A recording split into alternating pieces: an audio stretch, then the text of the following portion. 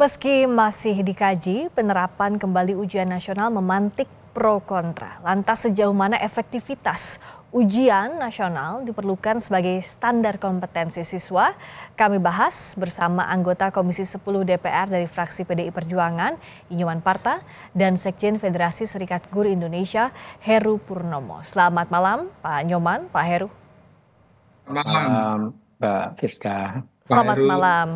Saya ke Selamat malam. Pak Nyoman. Sejauh ini sudah seberapa jauh wacana UN ini dibahas dan apa alasan Mendikdasmen dalam rapat bersama DPR soal wacana UN ini kembali diberlakukan?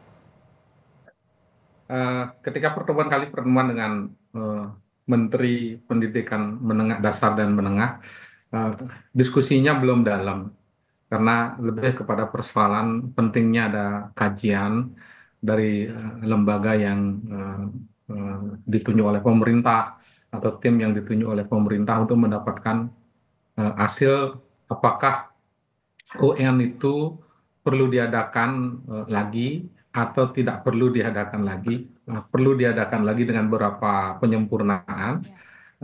Tidak perlu diadakan, tetapi juga harus ada langkah di dalam menutupi kekurangan-kekurangan yang terjadi ketika UN tidak ada. Oke. Nah, sejauh ini evaluasi yang sudah masuk, masukan yang sudah ada, serta pandangan DPR seperti apa? Kan misalnya waktu itu UN dihapuskan karena ini dianggap tidak adil untuk mengukur satu-satunya standar kelulusan siswa, sementara 3 tahun sebelumnya dalam pelajaran ataupun dari SD selama 6 tahun itu tidak dihitung. Nah, sejauh ini apa saja masukan-masukan yang sudah ada soal ini, Pak Parta? Ya, jadi kalau evaluasi kecil kita, sederhana kita tentang UN dulu sebelum dicabut kan, Pak Nyoman, suaranya mohon izin hilang. Mungkin sinyal. dulu ketika Nah, ini sudah ada lagi. Silakan dilanjutkan, Bapak. ujian nasional diberhentikan atau tidak dilaksanakan lagi kan, evaluasinya adalah kritiknya adalah satu, eh, tidak adil melakukan UN secara nasional sementara infrastruktur sekolah tidak sama, Ya. guru tidak sama, terus pembiayaan dari masing-masing daerah dari pusat sampai ke daerah juga tidak sama, sehingga tidak pas juga ketika UN diberlakukan secara serentak tanpa melihat situasi sekolah, kualitas guru, ketersediaan guru, sarana prasarana dan lain sebagainya. Yang kedua, kritik besar terhadap UN itu adalah dijadikan sebagai acuan kelulusan. Ya. Yang ketiga yang paling dikritik pada saat itu adalah guru-guru pagi-pagi datang untuk menjadi tim sukses agar anak-anaknya lolos. Nah, itulah yang dikritik dan akhirnya dicabut UN tahun 2021. Sekarang berlaku asesmen nasional.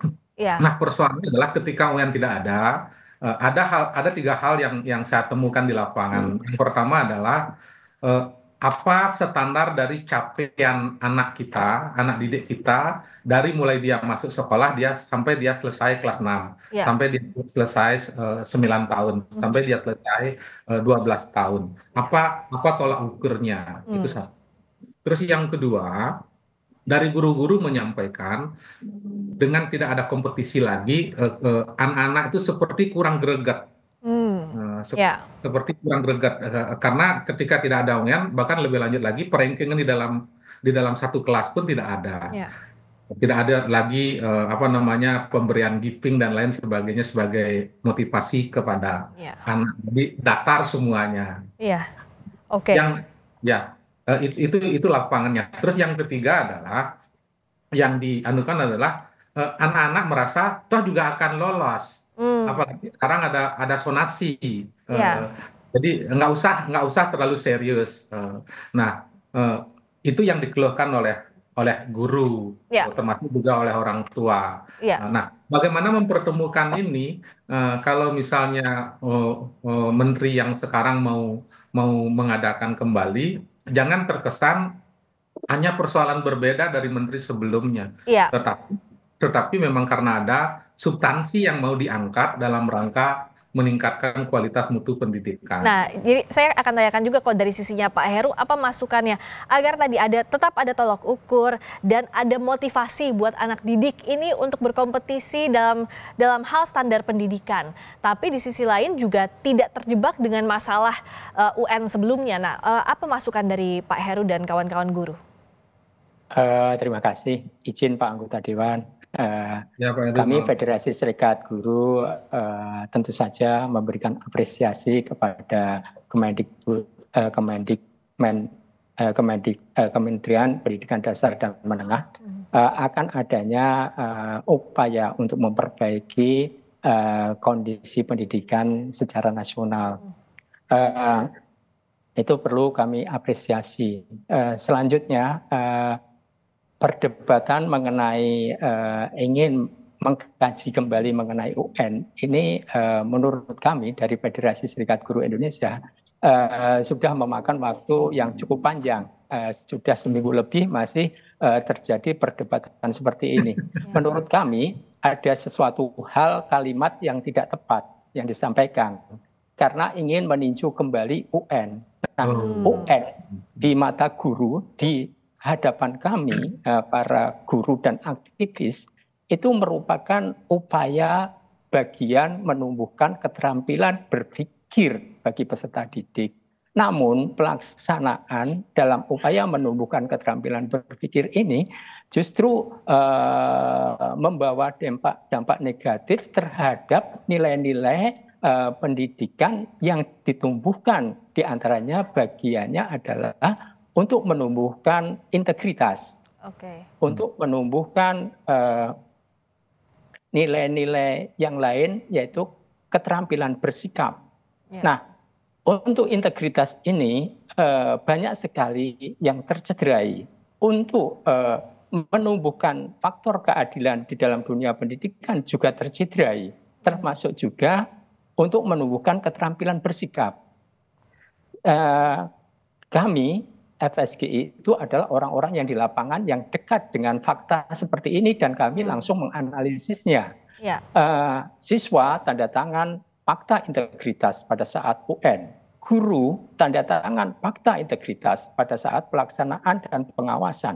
Kepala sekolah, saya sendiri sebagai kepala sekolah, sebagai pelaksana, ikut menandatangani fakta integritas. Fakta integritas adalah bicara mengenai kejujuran. Tetapi kenyataannya siswa, kemudian guru, kemudian ada juga oknum kepala sekolah yang justru melanggar hal-hal yang seperti itu. Nah, pada praktiknya izin Pak Heru saya mau tanya, dengan kondisi ini tuh apa sebenarnya yang dirasakan? Kesulitan apa yang dirasakan guru sehingga jangan UN lagi modelnya? Ujian seperti apa misalnya yang bisa diterapkan untuk menggantikan UN kalau dari sisi guru dengan fakta-fakta tadi? Dengan fakta-fakta seperti itu kami melihat bahwa ujian adalah alat untuk mengevaluasi peserta didik capaiannya sampai kemana. Nah, dan hal itu kan tercantum di dalam Undang-Undang Sidiknas pasal 58 ayat 1. Di situ tertera jelas. Nah, sehingga pendidik itu mempunyai hak untuk mengevaluasi untuk keberlangsungan pembelajaran berikutnya. Nah, adapun saat ini bahwa bagian dari menumbuhkan keterampilan berpikir dan bersikap bagi peserta didik di dunia pendidikan atau di satuan pendidikan atau sekolah itu kan ada pergeseran. Pergeseran bahwa UN bukan menjadi alat penentu kelulusan. Tetapi dengan sistem pembelajaran Merdeka ini sudah berubah menjadi sistem fase A, fase B, dan seterusnya. Bahwa tujuannya nanti pembelajaran itu menuju pembelajaran tuntas. Jadi pembelajaran tuntas yang terjadi ada di perguruan tinggi itu justru ketika mahasiswa itu sudah mengambil mata kuliah dasar, mata kuliah keahlian dan lain sebagainya. Setelah itu selesai semua penilaiannya, akhirnya di situ kan tidak ada ujian untuk menentukan kelulusan mahasiswa. Nah, artinya bahwa pembelajaran mereka dengan sistem kredit semester itu sudah terselesaikan. Ya, Nah, oke. arah dari pembelajaran ketuntasan belajar itu arahnya ke sana gitu, Mbak. Oke, jadi ketuntasan belajar berdasarkan item-item yang sudah diambil begitu ya Pak Heru ya, sederhananya demikian. Nah itu bagaimana merumuskan itu dengan tepat lah yang saat ini belum ada formulanya menurut Bapak begitu ya? Betul. Baik, baik. Sekarang saya ke Pak Nyoman singkat saja. Nah, untuk menjembatani ini kan masih butuh diskusi yang panjang saya rasa dari Pak Heru, FSGI dan kawan-kawan lainnya. Dari DPR langkah paling dekatnya apa untuk membahas soal ini? Kami rencananya akan ada pertemuan lagi dengan pihak menteri, terus kami juga lebih teknis akan ada rencana untuk forum diskusi grup. Kami akan prinsipnya adalah agar menteri agar pro kontra ini tidak panjang gitu, melainkan perdebatannya tentang keinginan baik meningkatkan mutu pendidikan ini menjadi produktif. Menteri dengan timnya harus melakukan kajian yang mendalam. Karena kompleksitas persoalan pendidikan itu tidak hanya persoalan guru, tidak hanya persoalan siswa, tapi berkaitan dengan persoalan sarana prasarana dan lain sebagainya, ukuran kualitas itu, maka kajiannya itu harus mendalam, Baik.